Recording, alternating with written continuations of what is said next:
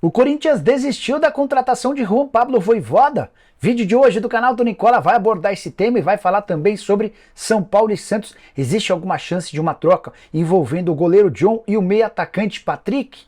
Para completar tudo sobre o Palmeiras com mais um título verdão impossível na temporada de 2022, falo sobre Gilberto, lateral que nesse momento está no Benfica. Ele pode pintar no Flamengo no segundo semestre?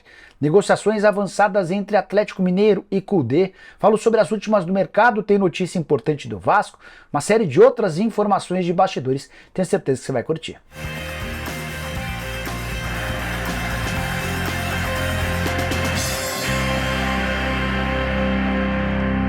Fala aí pessoal, sou Jorge Nicola, bem-vindos a mais um vídeo do canal, sempre bem bacana ter vocês por aqui. Antes de mais nada, só queria convidar todo mundo a participar do bolão do Nicola na Copa do Mundo. Você não vai pagar absolutamente nada e se mandar bem, vai poder ganhar até R$600. Para participar é só pegar o link que eu vou deixar na descrição desse vídeo, combinado?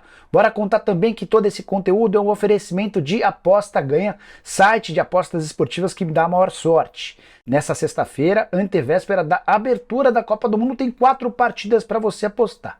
Camarões e Panamá, Camarões é adversário do Brasil, Bahrein e Sérvia, mais um adversário da seleção brasileira, Egito e Bélgica, tô curioso para ver esse jogo, além de uma partida da Taça da China. Sim, a Taça da China tem jogo importante nessa sexta-feira. Para você apostar na Aposta Ganha, você sabe, super simples, só pegar o link que está na descrição desse vídeo ou apontar seu telefone celular pro QR Code que está na tela, faz seu cadastro e sai apostando. Bora começar o vídeo com o tradicional giro de notícias e a primeira informação é sobre Andrei Lopes, o Cebola, auxiliar técnico fixo do Palmeiras há bastante tempo. Ele havia deixado ótima impressão nas poucas oportunidades como técnico interino do Verdão em 2019 e 2020. Até que o Abel Ferreira foi contratado e o Cebola perdeu espaço. A informação que eu queria dividir com vocês é de que o Cebola quer ingressar na carreira de treinador, ou seja, deixando de ser auxiliar técnico. Foi especulado no Goiás, antes de gravar o vídeo, conversei com uma fonte minha no Goiás, essa pessoa afirmou que não há nenhuma negociação no momento, mas interessados no Cebola entrar em contato, ele está disposto a ouvir propostas. Quero falar também sobre Andréas Pereira, jogador do Fulham, de férias na Inglaterra. Ele passou no Ninho do Urubu nessa quinta-feira para receber as medalhas da Libertadores e da Copa do Brasil, títulos conquistados pelo Flamengo. Ele participou do início da campanha nas duas competições, por isso recebeu a medalha.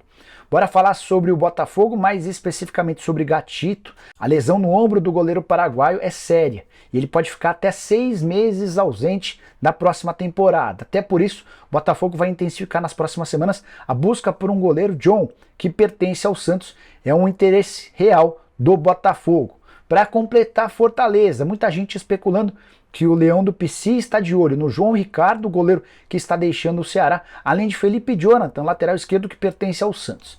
Antes de gravar o vídeo eu conversei com o Sérgio Papelin, que é o diretor de futebol do Fortaleza. Ele assegurou que o nome do João Ricardo nunca foi especulado entre os dirigentes e que em relação ao Felipe Jonathan nunca houve contato do Fortaleza para com o Peixe.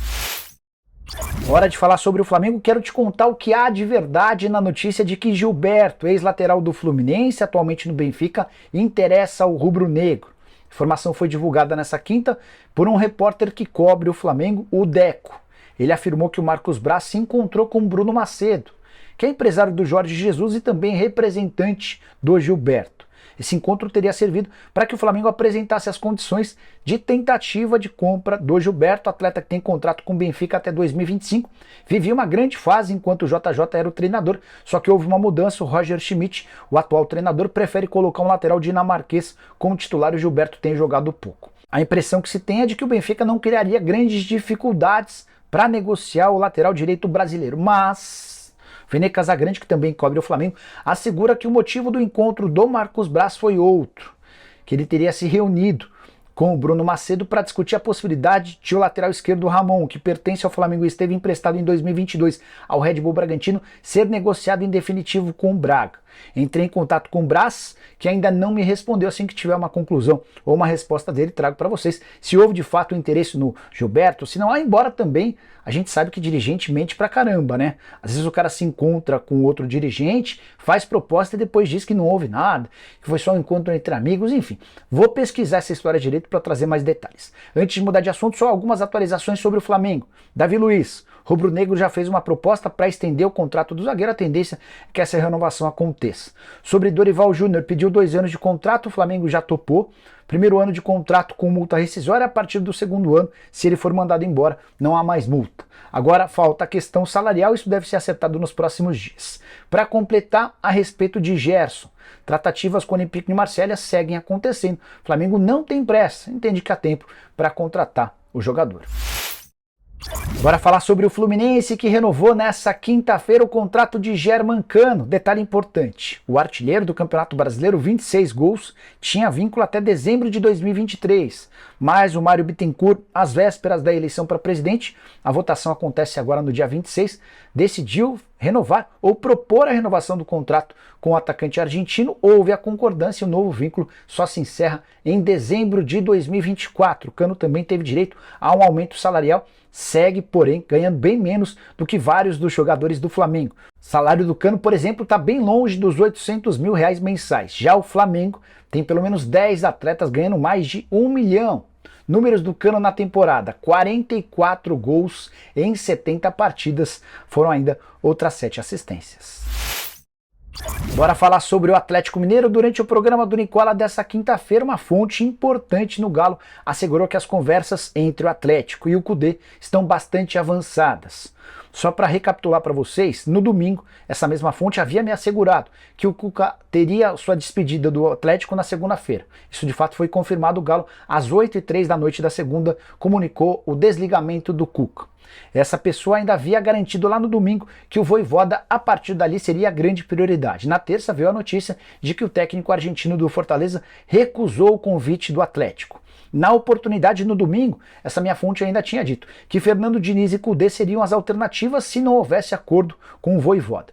O Diniz tem um compromisso com o Mário Bittencourt de esperar até a eleição do dia 26. Se o Mário não for reeleito, aí o Diniz vai buscar emprego. Caso o Mário Bittencourt consiga a reeleição, ele vai ter seu contrato renovado no Fluminense. Então o Diniz passou a ser descartado momentaneamente no Galo. E as conversas com o Kudê avançaram. O Atlético já propôs um contrato de 2 anos, salários próximos a R$1.250.000 por mês. Tendência é que a resposta venha nessa sexta-feira e existe otimismo da parte do Galo. O plano B, caso o Kudê não feche, é Sebastian Becassese, de ótimos trabalhos no futebol argentino, mas com uma diferença em relação ao Kudê. Nunca trabalhou no Brasil. O Kudê, como vocês sabem, já esteve por aqui trabalhando no Internacional. E esse papo de que o Vasco da Gama fez uma oferta ao Atlético Paranaense de R$29 milhões para comprar Davi Terans. Outro assunto que foi bastante debatido e perguntado durante o programa do Nicola da quinta-feira. Mandei mensagem para uma fonte minha no Atlético Paranaense. É bom contar que os dirigentes do Vasco se recusam a dar qualquer entrevista. Então a gente vai se cercando com informações de outras partes.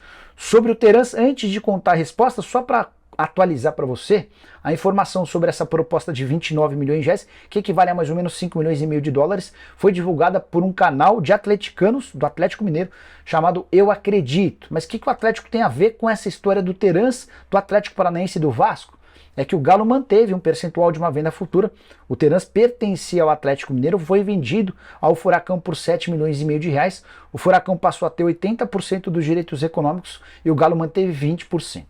Pois bem, sobre a proposta de R$29 milhões, o que eu ouvi de um dirigente do Atlético Paranaense foi, abre aspas, esquece isso, não teve proposta nenhuma, fecha aspas.